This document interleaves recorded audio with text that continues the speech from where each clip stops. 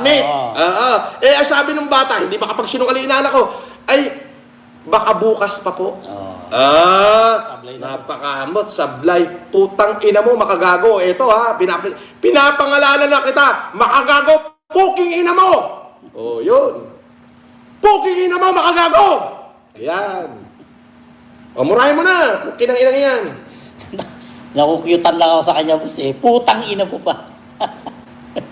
Makagago. Eto, talaga, binabanggit na kita. Makagago, puking ina mo. Hayop ka. Pati yung inaanak ko, gusto mo pang magsinungaling para mapahamak yung anak, yung ama. Puking ina mo ulit.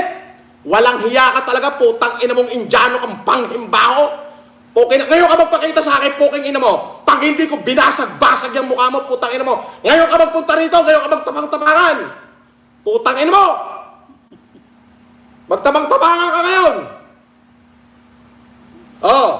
Ano? Ayan, minumura kita, makagago, maliwanag.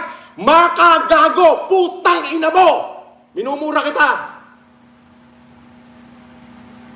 Ngayon ka magtabang-tabangan, pag hindi ko binasag lahat ng ipin mo, ewan ko na lang. At dali, pumunta ka rito! Kahit dun lang sa gate, pumunta ka kung talaga matapang ka.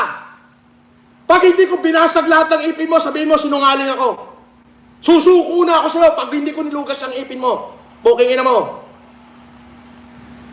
Tangina mo, pati bata, minor de edad, tuturuan mong magsinungaling. Para ipagkanulo niya yung ama niya, pukin ang ina mo, hindot ka!